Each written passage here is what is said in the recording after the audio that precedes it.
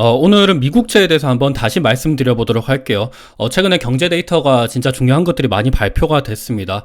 생산자 물가지수, 소비자 물가지수, 그리고 각종 고용 데이터, 계속해서 중요한 데이터는 발표가 되고 있고, 오늘 목요일 밤에 이제 또 소매 판매 산업 생산과 같은 또 굵직굵직한 경제 데이터도 발표가 됩니다. 최근 들어서는 미국의 경제가 점점 더 안 좋아지고 있다라는 이야기가 나오고 있어서 소매 판매랑 산업 생산은 과거보다도 더욱더 중요할 것이라고 생각이 들고 있는데요. 그래서 오늘은 미국채 어떻게 움직이고 있는지, 그리고 그에 대해서 제 생각에 대해서 한번 간단하게 말씀드려 보도록 하겠습니다. 일단 미국채 관련돼서는 저는 진짜로 영상을 많이 남겼어요. 거의 한 15개 넘게 남길 정도로 저는 미국채가 최근에 투자하기에 있어서는 괜찮다라고 말씀을 드렸었어요. 저는 사실상 이때부터 제가 뒤에서 한번 다시 말씀드렸잖아. 지금은 여기 영상에서 조금 잘렸는데 5월 3일날 요때부터 미국채를 적극적으로 매수할 것이다 라는 이야기를 했었습니다. 그때가 8,125원이었어요. 에이스 미국 30년 국채 액티브 기준으로요. 근데 지금은 이제 8,840원이니까 한 요때부터 말씀을 드린 것 같아요. 그래서 저는 아직까지 국채는 좀 안정적으로 장기적으로 투자하기에 있어서는 좀 적합하다라는 말씀을 드리면서 영상을 시작하도록 하겠습니다. 지금도 보면 좀 오를 때도 있고 떨어질 때도 있고 하지만 장기적으로는 계속해서 올라가고 있는 모습을 보이고 있습니다. 또 최근 들어서는 급격하게 하락을 했다가 다시금 또 급격하게 상승하는 모습을 보이고 있어요. 경제가 계속해서 안 좋아지고 있고 고용이 계속해서 둔화하고 있고, 그리고 각종 소비자 물가지수, 생산자 물가지수도 점점 더 둔화되고 있는 모습을 보이고 있습니다. 세부적인 내용은 뒤에서 한번 다시 말씀드려 보도록 할게요. 일단은 에이스 미국 30년 국채 액티브 같은 경우도 계속해서 오르고 있고, 그리고 당연히 라이즈 미국 30년 국채 엔화 노출 요거 같은 경우는 엔화도 최근 들어서는 올라가고 있는 모습을 보이고 있고, 미국채 가격도 올라가고 있다 보니까 요거는 더욱더 가파르게 오르는 모습을 보이고 있습니다. 요거는 저점 대비해서 한 16%, 17% 올라온 상태이고, 에이스 미국 30년 국채 액티브는 한 18% 정도 올라오긴 했네요. 엔화 같은 경우는 워낙 많이 떨어지다 보니까 그래도 저점 대비해서는 최근 들어서 가파르게 올라가는 모습을 보이고 있습니다.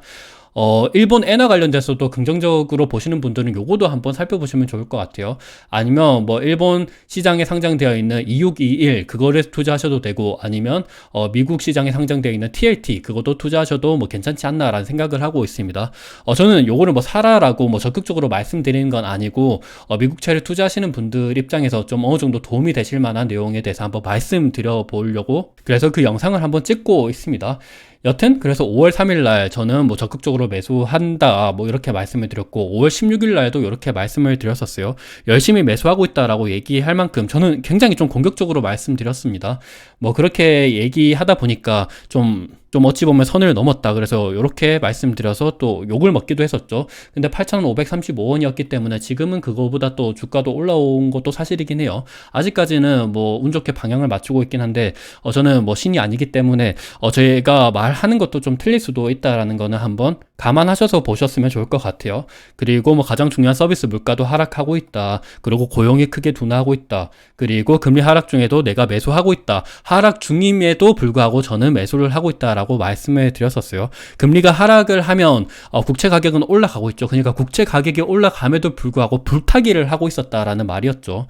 여튼 이런 식으로 계속해서 미국채 가격은 최근 들어서 괜찮아지고 있는 모습을 보이고 있습니다. 당연히 미국채 금리는 떨어지고 있는 모습을 보이고 있죠.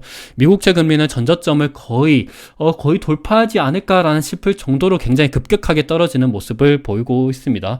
최근에 나타났었던 경제 데이터 중에서 가장 중요한 것부터 일단 말씀드려 보도록 할게요. 생산자 물가 지수가 이번 주 수요일 날 발표가 됐습니다. 전반적으로 보시면 예측치 대비해서 파란색으로 나왔다라는 것 자체가 생산자 물가가 많이 둔화되고 있다.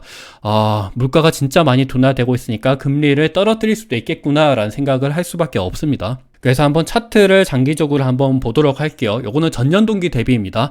사실 생산자 물가 지수는 이미 많이 떨어졌어요. 원래 연준에서는 한 2%를 목표로 움직이고 있죠. 근데 2% 목표는 이미 달성을 했고, 최근 들어서는 조금씩 올라가고 있는 모습을 보였다가 다시금 이번 7월달 생산자 물가 지수가 떨어지는 모습을 보였습니다.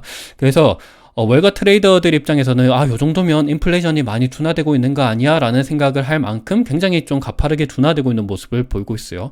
그리고 다들 아시다시피 생산자 물가 지수는 소비자 물가 지수에 한 3개월 정도 선행을 합니다. 그 말은 생산자 물가 지수가 이미 많이 떨어졌다라는 거는 뒤에서 이미 소비자 물가 지수도 나중에 많이 2%까지 둔화가 될 것이다 라는 생각을 확신을 가질 수가 있다라는 데이터를 보여주고 있는 거죠. 생산자 물가 지수를 좀 장기적으로 보시면 이런 데이터가 나옵니다. 2012년도부터 데이터니까 10년간 데이터네요.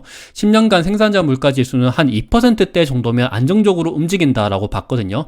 근데 코로나 때 돈을 워낙 많이 풀다 보니까 생산자 물가 지수가 한 11% 정도까지 나왔었습니다. 근데 최근 들어서는 굉장히 급격하게 떨어졌다가 다시금 2%대로 안정적으로 좀 움직이는 모습을 보이고 있죠. 생산자 물가 지수가 요거보다 훨씬 더 많이 떨어진다 그런다면 코로나 아니면 2015년도 그때 상하이 버블 때처럼 굉장히 경제 위축에 대한 이야기가 나올 수 있어요. 근데 지금은 2%대 정도에서 움직이고 있기 때문에 연준에서 의도하고 있는 바대로 움직이고 있는 거죠. 그 말은 지금 경제가 어느 정도 좀 탄탄하게 움직이고 있고 금리를 좀 찬찬히 내릴 수도 있겠구나라는 생각을 해볼 수가 있을 것 같습니다. 생산자 물가 지수에 대한 세부적인 내용을 한번 보여드리도록 할게요. 이번 7월 생산자 물가 지수는 전월 동기 대비해서는 0.1%가 나왔고요. 그리고 전년 동기 대비해서는 2.2%가 나왔습니다.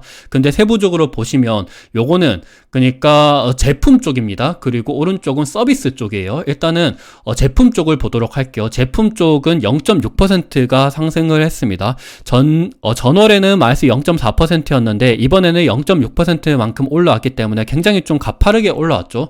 그 중에서도 어디가 많이 올라왔냐라고 살펴보시면 전반적으로 좀 많이 올라왔습니다. 에너지 쪽도 많이 올라왔죠. 전월에는 마이너스 2.1%였던 게 이번에는 1.9%까지 올라왔고 그리고 음식 쪽도 0.1% 올라왔던 게 이번에는 0.6%까지 굉장히 많이 올라왔습니다. 그래서 이번에는 좀 어찌 보면 상품, 제품 그쪽으로 많이 올라왔다라고 한번 여기서 데이터를 보실 수가 있네요. 근데 반면에 서비스 쪽이 이번 생산자 물가 지수에서는 굉장히 많이 하락을 했습니다. 전월에는 0.4% 올라왔던 게 이번에는 마이너스 0.2%만큼 이 정도면 서비스 쪽으로는 디플레이션이다 라고 얘기할 수 있을 만큼 굉장히 좀 많이 하락을 했습니다. 최근 들어서는 마이너스가 없었는데 근데 2024년도 들어서 이번에 처음으로 마이너스 서비스 물가 지수가 찍힌 거고요. 그리고 그 중에서 어디가 많이 떨어졌냐라 살펴보시면 트레이드는 도매랑 소매 사이의 스프레드를 나타내는 건데 그러니까 도매 물가가 소비자 물가로 전가가 되는데 도매 물가는 높아졌는데 소비자 물가는 그보다 많이 높아지지 않았기 때문에 마이너스였던 거죠. 그래서 요걸로 봤을 때는 경기 침체에 대한 이야기도 나올 수 있는데 그래도 그렇게까지 마이너스는 아닌 거기도 하고 그리고 뒤에서 보시겠지만 요 정도면 나쁘지 않은 수치이기도 합니다. 그래서 트레이드 쪽으로 서비스 물가가 많이 떨어지고 있다라는 모습을 여기서 확인을 할 수가 있었네요. 근데 그와 반면에는 이제 교통이나 아니면 창고 그쪽으로는 조금 상승하긴 했습니다. 그리고 다른 생산자 물가 지수도 올라가긴 했는데 트레이드 쪽이 굉장히 많이 하락을 해서 이번에 생산자 물가 지수가 전월 동기 대비해서 감소를 했고 그리고 전년 동기 대비해서도 감소하는 모습을 보였다라고 살펴보시면 좋을 것 같습니다. 한번 차트로 보여드리도록 할게요. 차트 중에서 서비스 생산자 물가 지수는 계속해서 하락을 하고 있어요.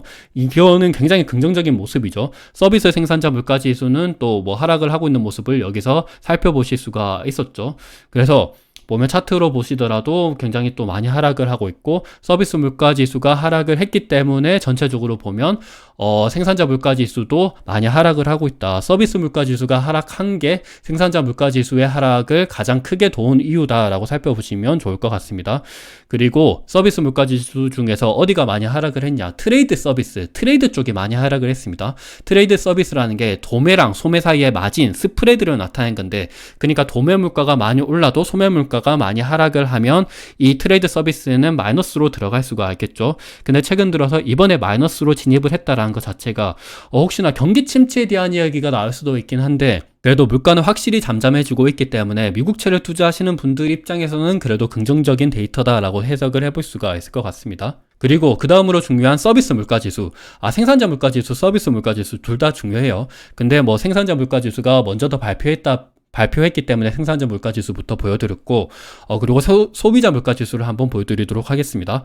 소비자 물가지수도 이번에 굉장히 긍정적으로 나왔어요. 예측치 대비해서 뭐 실제치가 거의 비슷하게 나왔고, 그리고 소비자 물가지수 전년 동기 대비해서는 예측치 대비해서 떨어졌습니다. 이것도 세부적으로 한번 보여드리도록 할게요. 근데 세부적으로는 어디가 좀 증가했냐, 전월에는 보면 에너지가 많이 하락을 했었어요. 근데 이번에는 에너지가 좀 증가를 했거든요. 그 중에서도 에너지 커머더티, 에너지 제품 쪽이죠. 가솔린이랑 그리고 연료유 그쪽으로 많이 증가를 했습니다. 전월에는 가솔린이 마이너스 3.8%, 그리고 퓨얼 오일, 연료에는 마이너스 2.4% 감소를 했던 게 이번에 좀 증가를 했죠. 최근 들어서 미중이 아니고 중동발, 뭐 하마스랑 이란이랑 지금 헤즈볼라랑 뭐 난리도 아니죠. 그것 때문에 미중이 아니고 계속 미중이라 그러네. 중동 쪽 전쟁 이슈 때문에 최근 들어서 에너지 가격이 좀 올랐다. 그것 때문에 소비자 물가 지수를 좀 자극하고 있다라고 살펴보시면 좋을 것 같습니다. 그리고 소비자 물가 지수에 대해서 이번에 또 어떤 게 올랐냐 보시면 쉘터, 주거비 쪽이 많이 올랐습니다. 주거비가 최근 들어서 원래 0.6, 0.4, 0.4, 0.4 하다가 0.2로 쭉 떨어졌는데 이번에 0.4로 올라왔죠. 그렇다고 하더라도 막 0.5나 0.6 정도로 확 오른 게 아니긴 해요. 그래서 어느 정도는 저는 장기적으로 보면 좀 떨어질 수 있지 않을까라고 생각을 하거든요. 뒤에서 한번 다시 또 말씀드릴 게 있는 게 진로 임대료 지수, 그리고 세입자 임대료 지수, 그리고 중간 주택 가격 지수, 이런 것들도 쭉 떨어지고 있거든요. 그 부분 관련돼서 한번 뒤에서 다시 말씀드려 보도록 하겠습니다. 그래서 임대료도 장기적으로 걸쳐서는 쭉 떨어지지 않을까라는, 저는 개인적으로 그렇게 생각을 하고 있어요. 그 말은 소비자 물가 지수도 앞으로 쭉 떨어질 수도 있지 않을까라는 생각을 하고 있습니다. 그리고 이번에 쉘터가 좀 0.4%로 막 올라왔기 때문에 소비자 물가 지수가 생각보다 안 떨어진 거지, 사실상 PC 데이터는 주거비가 그렇게까지 큰 부분을 차지하는 건 아니거든요. 물론 큰 부분을 차지하지만 소비자 물가 지수보다는 비중이 그렇게까지 높지는 않아요. 그 말은 이번에 PC 데이터도 그렇게까지 높지 않게 나올 수가 있다라는 생각을 가질 수가 있습니다. 그 말은 미국채를 투자하시는 분들한테는 좀 긍정적으로 해석을 할 수도 있겠다라는 생각을 해볼 수가 있는 거죠. 그리고 교통비가 좀 올라왔어요. 0.4% 올라왔는데, 근데 교통비도 장기적으로 보면 좀 떨어지고 있는 모습을 보이고 있거든요. 오를 때 있고 떨어질 때가 있고, 근데 최근 들어서 마이너스 0.5%, 마이너스 0.5% 두 번 연속으로 마이너스가 떴기 때문에 이번에 플러스로 이렇게 올라간 거지, 장기적으로 보면 쭉 떨어지고 있는 모습을 보이고 있습니다. 요거는 주거비도 마찬가지고요. 그리고 에너지랑 주거비, 그리고 교통뿐만이 아니라 다른 쪽은 전반적으로 다 하락을 하고 있는 모습을 보이고 있습니다. 물가 보시면 All item less food and energy, 요거 같은 경우도 나쁘지 않은 모습을 보이고 있죠. 그리고 새차, 뉴 비이클 같은 경우도 계속해서 떨어지는 모습을 보이고 있고, 그리고 중고차 가격도 나쁘지 않은 모습을 보이고 있죠. 떨어지고 있는 모습을 보이고 있습니다. 그리고 어페럴, 의류비 같은 경우도 떨어지고 있고, 약값 같은 경우도 괜찮은 모습을 보이고 있습니다. 그리고 메디컬 케어 서비스, 요거 같은 경우도 떨어지고 있죠. 가장 중요한 부분, 이번에 물가를 자극했었던 부분은 주거비, 그리고 에너지 쪽이다. 에너지는 중동 전쟁이 좀 잠잠해지면 괜찮지 않을까, 이스라엘이랑 하마스가 휴전을 할 것이 라는 이야기를 하고 있기 때문에 이 부분도, 그리고 경제 자체가 좀 침체 이야기가 나오고 있기 때문에 에너지 가격이 확 오를 일은 잘 없지 않을까라는 생각을 개인적으로 하고 있습니다. 주거비도 말씀드렸던 것처럼 앞으로 떨어지지 않을까라는 개인적인 생각을 하고 있고요. 뒤에서 한번 다시 말씀드릴게요. 그래서 보면 이번 소비자 물가 지수 중에서 주거비 데이터입니다. 주거비는 전년 동기 대비해서는 계속해서 감소하고 있는 것도 사실이긴 해요. 앞서 보신 거는 전월 데이터입니다. 전월은 0.2에서 0.4%로 올라왔죠. 근데 전년 동기 대비해서는 확실히 쭉 떨어지고 있습니다.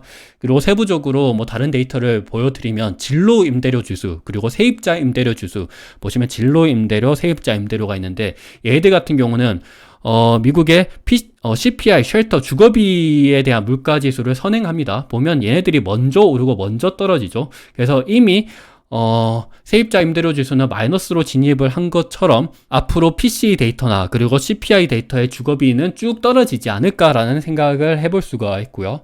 그리고 그것뿐만이 아니라 미국에서 판매된 주택의 중간 매매 가격, 그러니까 중위 매매 가격을 보시면 최근 들어서 쭉 좀 떨어지고 있는 모습을 보이고 있습니다. 이런 것들도 보시면 앞으로 임대료 그리고 주거비도 떨어질 수도 있겠다라는 생각을 해볼 수가 있고요. 그리고 미국의 주택 착공 건수, 그거 같은 경우도 계속해서 떨어지는 모습을 보이고 있습니다.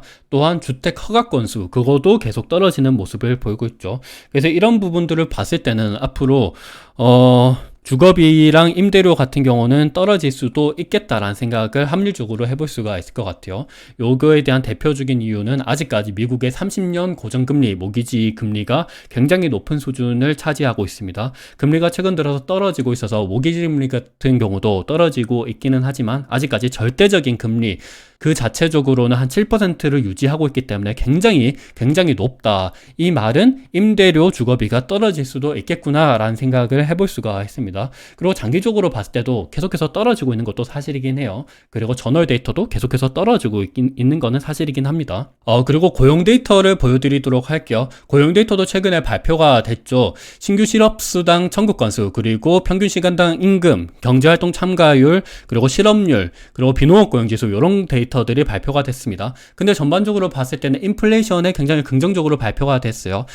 시간당 임금 같은 경우는 예측치 대비해서 떨어졌고, 그리고 평균 주당 근무 시간 같은 경우는 또 34.3에서 예측치 대비해서 또 떨어지기도 했죠. 근무 시간이 줄어든다라는 거는 오버페이를 그만큼 고용자 입장에서 안 하고 있다라는 거고, 이거는 추후에 임금을 떨어뜨리게 할 수 있는 요인이 될 수도 있겠구나라는 생각을 해볼 수도 있습니다. 그리고 비농업 고용지수 같은 경우도 많이 떨어졌죠. 예측치 대비해서 떨어졌고, 이전치 대비해서도 굉장히 많이 급감을 했습니다. 그리고 비농업 고용지수 중에서 민간 비농업 부분이 제가 굉장히 중요하다라는 말씀을 드렸죠. 비농업 고용지수에는 정부 단이 있고, 그리고 민간 단이 있습니다. 정부 단은 아무래도 공무원이다 보니까 좀 경기 흐름을 잘 안 타요. 근데 민간 쪽이 어찌 보면 경기 흐름에 따라서 오르고 내리고 하는 게 크거든요. 근데 민간 쪽이 많이 둔화가 됐다라는 거는 경제가 좀 둔화되고 있다라는 것을 말합니다. 그리고 실업률도 좀 올라왔죠. 좀 세부적으로 차트를 보여드리도록 할게요. 비농업 고용지수는 계속해서 떨어지고 있습니다. 예측치 대비해서 굉장히 많이 떨어졌고, 11만 4천 건이 나왔다는 거는 최근에 이번 2월 달에 27만 5천 건이 나왔는데 2월 달 대비해서 반토막이 난 상태이죠. 굉장히 급감하고 있는 모습을 보고 있습니다. 고용이 진짜 많이 둔화되고 있어요. 그리고 이 중에서 민간 비농업 고용 지수가 또 많이 둔화되고 있는 모습을 보이고 있습니다. 9만 7천 건밖에 안 났어요. 원래 2월 달에는 22만 3천 건이었는데 거의 한 반토막 이상이 난 상태이죠. 그래서 그런 것들을 봤을 때 확실히 경제가 많이 둔화되고 있음을 살펴볼 수가 있습니다. 실업률 같은 경우도 최근에 굉장히 급격하게 올라가고 있는 모습을 보고 있습니다. 그래서 실업률이 많이 올라오고 있기 때문에 샤메 법칙 발동할 수 있다라는 이야기를 많이 하고 있는 만큼 미국에서 기준금리를 빨리 내려야 된다라는 이야기를 하고 있는 거죠. 평균 시간당 임금 같은 경우도 계속 둔화되고 있습니다. 3.6%만큼 좀 많이 둔화되고 있어요. 그리고 경제활동 참가율은 많이 올라가고 있어요.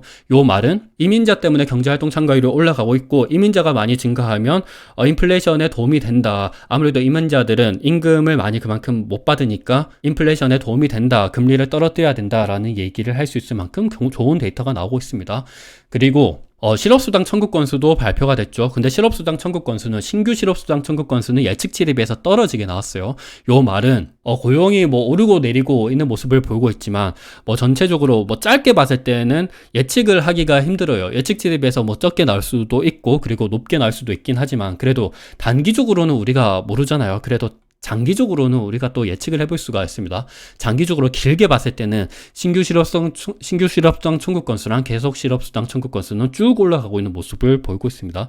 이 말은 고용이 계속해서 둔화되고 있다라는 거죠. 그리고 미국채를 투자하시는 분들 입장에서 또 중요한 데이터가 일본은행의 기준금리입니다. 일본은행이 기준금리를 올렸죠. 그래서 일본은행이 또 욕을 많이 먹기도 했죠. 금리를 너무 일찍 올렸다. 주가 폭락에 일본은행 비난 쇄도. 엔캐리 트레이드 청산에 대한 이야기가 나오고 있으면서 나스닥이 굉장히 또 조정을 많이 받았어요. 고점 대비해서 마이너스 13% 이렇게 조정을 받기도 했고, 코스피도 하루 만에 10% 떨어지고, 니케이 지수도 하루 만에 13% 떨어지고, 진짜 굉장히 많이 조정을 받아서 욕을 많이 먹기도 했었죠. 근데 또 웃긴 게 일본은행 부총재가 나와서 시장 불안정한 상황에서 금리 인상을 안 할 것이다 라는 이야기를 했습니다. 그러면서 또 성명서도 이렇게 발표를 했어요. 2024년도 8월 7일날 그때 발표를 했고, 그래서 다행이라고 얘기를 해야 되냐, 미국채 투자하시는 분들한테는 안 좋을 수도 있죠. 그래도 나스닥이나 S&P 지수 투자하시는 분들한테는 다행이기도 하죠. 엔화가 좀 떨어지기도 했습니다.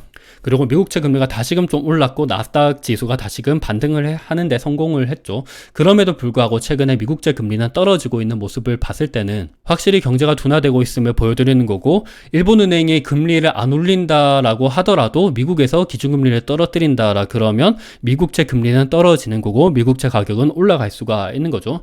그리고 더군다나 이거는 제가 저번에도 계속해서 말씀을 드렸는데, 원래 CFTC라고 하는 선물증권위원회라고 하는 데서, 그러니까 일본 엔화에 대해서 투기적 수요를 나타낸 거거든요. 원래는 계속 이게 마이너스로 확대가 됐었어요. 일본 엔화에 대해서 매도 포지션을 취하고 있는 사람들이 많았었던 거죠. 근데 최근 들어서 보면 굉장히 갑자기 급격하게 플러스로 전환되진 않았지만 마이너스 매도 건수가 많이 감소했습니다. 요 말은 엔화 숏 포지션에 대한 물량이 어느 정도 숏 커버가 일어났을 수도 있고, 그 말은 일본은행 부채제가 다시금 금리 인상을 하는 데 있어서 부담을 안 가질 수도 있지 않을까라는 생각을 해볼 수도 있는 거죠. 왜냐하면 이미 많이 청산을 했다라는 모습을 여기서 확인을 해볼 수가 있거든요.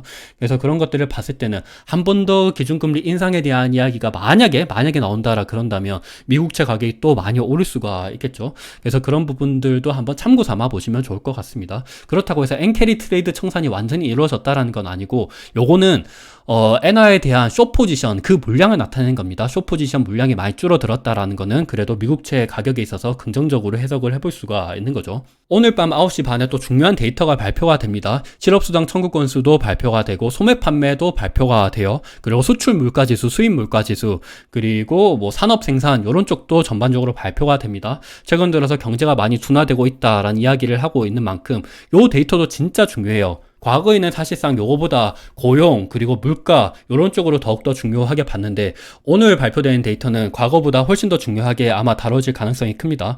왜냐하면 얘들이 이제 첫 번째가 소매 판매, 그리고 두 번째가 산업 생산, 세 번째가 공장 가동률인데요. 이게 둔화가 되고, 그러니까 원래 올라가다가 옆으로 둔화가 되고 있고, 그리고 이게 떨어지는 순간 경제 위축이 발생이 됐거든요. 2008년도 글로벌 금융위기도 마찬가지고 2020년도 코로나 때 그전에도 보면 이렇게 조금씩 떨어지는 모습을 보였어요. 근데 최근에도 좀 둔화되고 있는데 다시금 올라가고 있는 모습을 보여서 경기 침체인지 경기 침체가 아닌지 좀 헷갈렸거든요. 그래서 이게 오늘 또 발표가 돼요. 오늘 9시 반에 발표가 되기 때문에 이 데이터가 만약에 또 많이 하락을 한다라 그러면 국채금리, 지금 당장 금리를 떨어뜨려야 된다, 잭슨홀 미팅 때 금리를 긴급하게 떨어뜨려야 된다라는 이야기를 할 수 있을 만큼 오늘 데이터를 또 유심히 보셔야 됩니다. 근데 지금 제가 영상을 만드는 당시에는 지금 발표가 안 됐어요. 근데 제가 이 영상을 뭐 이번 주말에 아마 올릴 것 같아요. 그래서 소매 판매가 어떻게 될지, 산업 생산이 어떻게 될지 요거에 따라서 또 금리 상황이 많이 변화가 될 것이다 라는 말씀을 드리고 싶습니다. 근데 최근에 발표되는 기업들 실적을 보시면 소비랑 관련된 실적이 별로 안 좋게 나왔어요. 뭐냐면 메리어트 인터내셔널, 그러니까 요거는 호텔 쪽이죠. 사람들이 경기가 좋으면 호텔, 숙박을 많이 하게 되거든요. 근데 메리어트 인터내셔널 같은 경우는 연간 전망을 하향 조절을 했습니다. 소비가 안 좋다라는 거죠. 그리고 에어비앤비 같은 경우는 실적도 안 좋았고 가이던스도 안 좋았어요. 그래서 시간 외에서 16% 급락하는 모습을 보이기도 했죠. 디즈니 같은 경우도 안 좋았어요. 스트리밍은 좋았는데 사람들이 경제가 좋아야 테마파크 가든지 그렇게 하는데 테마파크가 안 좋았기 때문에 주가도 많이 하락을 했죠. 맥도날드도 안 좋았습니다. 맥도날드도 실적이 안 좋았기 때문에 뭐 4년 만에 매출이 감소했다라고 얘기를 해요. 그래서 전반적으로 소비 관련된 기업들의 실적이 안 좋았다. P&G도 안 좋았고, 그리고 오늘 말씀드리진 않았지만 뭐 나이키도 안 좋았고, 달러 제네럴, 달러 트리 뭐 이런 쪽도 별로 안 좋았죠. 그래서 이런 것들을 봤을 때 소비가 좀 많이 감소를 하게 되면 오늘 같은 경우 금리도 또 떨어질 수도 있지 않을까라는 생각을 해볼 수도 있습니다. 소비가 오를 수도 있어요. 그 말은 금리가 다시금 올라갈 수도 있다라는 것을 한번 살펴볼 수도 있죠. 근데 최근에 나오는 데이터는 전반적으로 좀 안 좋아지는 데이터를 보여지고 있습니다. 그리고 또 중요한 거는 이번에 8월 22일에서 8월 24일 날 잭슨홀 미팅이 있습니다. 그때 금리 관련돼서 뭐 파월 의장이 나와서 말을 할 텐데 어떤 식으로 얘기할지 이 부분도 한번 살펴보시면 좋을 것 같아요. 그리고 이달 말 그리고 내달 초에 PCE 데이터도 나오죠. 그 부분도 한번 살펴보셔야 되고 내달 초에 고용 데이터도 또 새롭게 나옵니다. 그런 부분들을 한번 살펴봤을 때 미국채 금리가 어떻게 될지 그 부분을 한번 살펴보시면 좋을 것 같습니다. 저는 계속해서 영상마다 새롭게 경제 데이터가 나오면 세부적으로 민간 단은 어떤지, 정부 단은 어떤지, 그리고 저널 데이터, 고용 데이터는 세부적으로 파트타임 잡, 그리고 풀타임 잡, 뭐 이런 쪽으로도 세부적으로 계속해서 말씀드리고 있기 때문에 영상마다 한번 업로드해 드리도록 하겠습니다. 오늘 영상이 어느 정도 투자에 도움이 되셨으면 좋을 것 같습니다. 감사합니다.